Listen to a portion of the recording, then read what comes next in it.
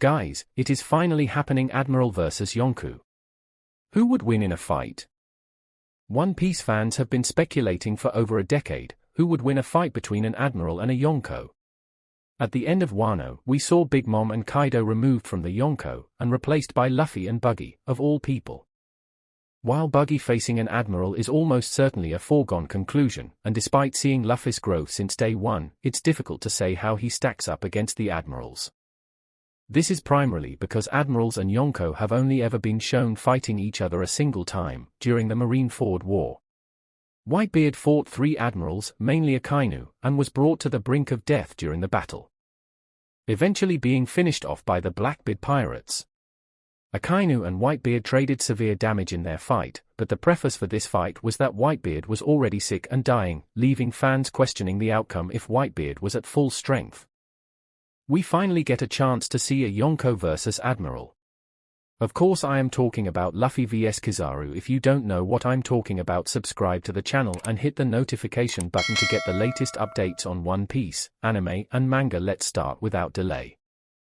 On the cover page, we got the 5 scientists are Vegapunk, Caesar, Judge, Queen, and a woman. We only see her back, but she looks similar to Stussy. The chapter starts with Luffy apologizing to Sento Umaru for distracting him before Lucci's attack. Sento Umaru replies not to look down on him because he saw Lucci's attack coming and put up his guard. I thought he was dead, fam. You can't keep getting away with this! Still, he cannot withstand Lucci's attack. Man, Lucci got a lot more powerful than last time. We saw him a Seraphim attack CP0 Snake attacks using Mero Mero no Mi's powers. She is fine to look at her. I mean, how old is she? S-Hawk uses his sword and S-Shark punches the floor, turning it into waves. CP0 agents try to fight against Seraphim, but they are taken down easily. Koku and Stussy don't join the fight. S-Snake points to Jinbe and Chopper to where the vacuum rocket is the right path to reach it. Jinbe praises her for being nice, and S-Snake blushes and becomes very tsunder. She talks like real Boa Hancock. Will she act like Boa when she is around Luffy? Let me know in the comments down below. Luffy vs. Lucci continues. Luffy has the advantage in the battle because Lucci can't even touch him. Cut to the lab where Nomi's group is still with Vegapunk. Vegapunk says Seraphim is the pinnacle of science that he's able to create, and that's why they are the strongest humans on the sea. However, Vegapunk can't guarantee that the artificial devil fruit can be awakened, and then he gives more information about artificial devil fruit. Zoan fruits are the only ones that can be made right now.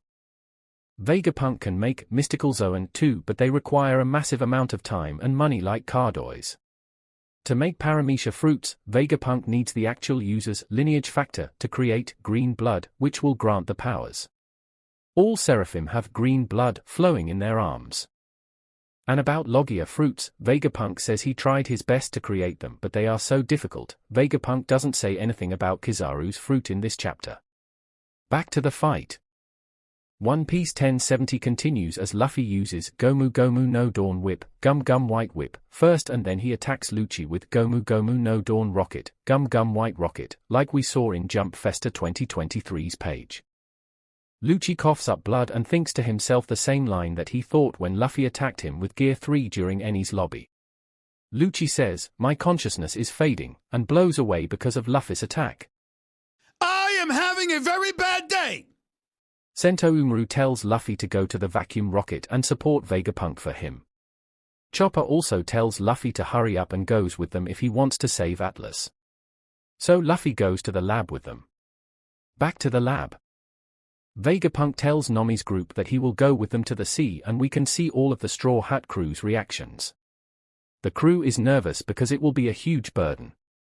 Frankie and Usopp are very excited. Sanji keeps telling Vegapunk to release the leg locks. Frankie wants that Vegapunk checks Frankie Shogun and the Thousand Sunny.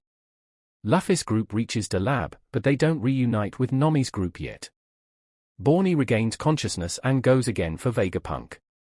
No news from Zoro and Brook in this chapter. In Egghead City, we can see Lucci with some bandages. He has now the control authority, and he's commanding all 4 Seraphim.